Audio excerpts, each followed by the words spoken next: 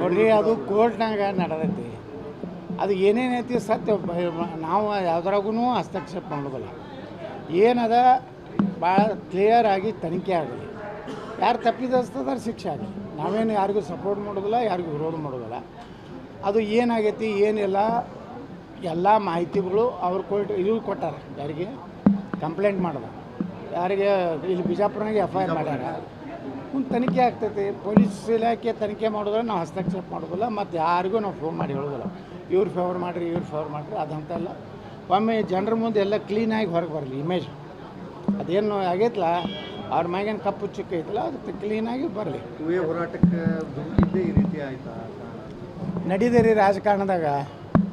ಇವರೆಲ್ಲ ಕೆಲವೊಂದು ಕಳ್ಳರು ರಾಜಕಾರಣದಾಗ ಸಾಲ್ಟ್ ಇದರಲ್ಲೇನೋ ಹೋಗ್ಲಿಕ್ಕೆ ಪ್ರಯತ್ನ ಮಾಡ್ತಾರೆ.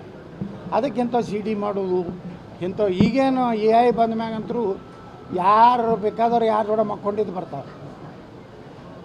ಬೇಕಾದ ಜಗತ್ತಿನ ಬ್ರಿಟನ್ ರಾಣಿ ಕೂಡ ನೀವು ಮಕ್ಕೊಂಡಿದ್ದು ಮಾಡ್ತಾವೆ ಕಳಿಸ್ಲೇ ಮಾಡ್ತಾರೆ. ಮತ್ತೇನು ಮಾಡೋದು?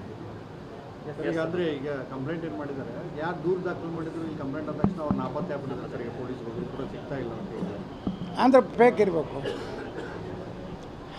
ಯಾರು ನೀವು ಕಂಪ್ಲೇಂಟ್ ಮಾಡಿರಲ್ಲ ಧೈರ್ಯವಾಗಿ ಮುಂದೆ ಬನ್ನಿ.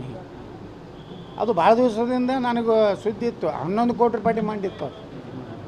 ಕಡೆಗೆ 3 ಕೋಟಿಗೆ ಬಂದಿದ್ರು. ಅದು ಬೆಂಗಳೂರಿನಾಗ ಒಂದು ಜಾಲ ಐತಿ. A ಟೀಮ್ B ಟೀಮ್ ಮತ್ತು A ಟೀಮ್ ಕಾಂಗ್ರೆಸ್ನಾಗ ಐತಿ, B ಟೀಮ್ BJP ಆಗೈತಿ. ಮತ್ತು ಅವರಿಬ್ಬರೂ ದೊಡ್ಡ ಹುದ್ದೆದಾಗ ಅದ ಕರ್ನಾಟಕದ್ದು. ಅವ್ರವೇ ಕಂಪ್ಯೂಟರ್ ಸೆಕ್ಷನ್ಗಳು ಅದಾವೆ. ಬರೀ ಇಂಥವು ತಮ್ಮ ವಿರುದ್ಧ ಯಾರು ಹಾಕ್ತಾರಲ್ಲ ಅವ್ರದ್ದು CD ಮಾಡೋದು, ಆಡಿಯೋ ಯಾರ್ದು ಬೇಕಾದವ್ರು ಧ್ವನಿ ಮಾಡ್ಬೋದು. ಮೋದಿಯವ್ರು ಧ್ವನಿ ಮಾಡಿ ಬರೋದಿಲ್ರೇ. ಯಾರ್ಯಾರು ನೋಡ್ರಿ ಅವರು ನಿತೀಶ್ ಕುಮಾರ್ ದಿನ ನೋಡ್ತೀವಿ. ನಿತೀಶ್ ಕುಮಾರ್ ನಮ್ಮ ಉತ್ತರ ಪ್ರದೇಶ ಮುಖ್ಯಮಂತ್ರಿಗಳು ಅವ್ರಂಗೆ ಮಾತಾಡೋಂಗೆ ಬರ್ತಾವಲ್ಲ. ಇದು ಏನು ಈ ಟೆಕ್ನಾಲಜಿ ಉಪಯೋಗ ಮಾಡಿ A ಟೀಮು ಮತ್ತು B ಟೀಮು ಕರ್ನಾಟಕದಲ್ಲಿ ಏನು ಅದಾವಲ್ಲ, ಒಂದು BJP ಹೆಡ್ ಐತಿ, ಒಂದು ಕಾಂಗ್ರೆಸ್ ಹೆಡ್ ಐತಿ. ಇವು ಎರಡೂ ಹೆಡ್ಗಳು ಕೂಡಿ ಅವ್ರದ್ದೇ ಒಂದು ಕಂಪ್ನಿ ಐತಿ. ಅವರಿಬ್ಬರು ಒಂದೇ ಅದಾರ. ಇವು ಮ್ಯಾಗಿನವ್ರು ಎರಡೂ ಹೈಕಮಾಂಡ್ ಗುರ್ತಾಗಲ್ಲ ಐತಿ. ಇವು ಎರಡೂ ಒಂದದಾವು. ಈ ಇಬ್ಬರು ಲಪುಟ್ರು ಒಂದದಾರ. ಆ ಹೈಕಮಾಂಡ್ದವ್ರಿಗೆ ಯಾಕೇನು ಅವು ಇವು ಅಥವಾ ಇವು ಸರ್. ಈಗ ಸ್ವಾಮೀಜಿ ಒಂದು ಏನು ಪ್ರಕರಣ ರಾಜಕಾರಣಿಗಳದಾರ CD ಮಾಡುವಾಗ ನೋಡ್ರಿ, ಯಾರು ರಾಜಕಾರಣಿಗಳು ಇದ್ದೇ ಇರ್ತಾರೆ ಎಲ್ಲರೂ. ಈಗ ರಾಜಕಾರಣಿಗಳ ಸಪೋರ್ಟ್ ಇದ್ದಲ್ಲಿ ಇಂಥವು ಆಗ್ತಾವೆ. ಆಗಿದ್ದಿಲ್ಲ ಪಾಪ ನಮ್ಮ ರಮೇಶ್ ಜಾರಕಿಹೊಳಿ ಅವ್ರದ್ದು.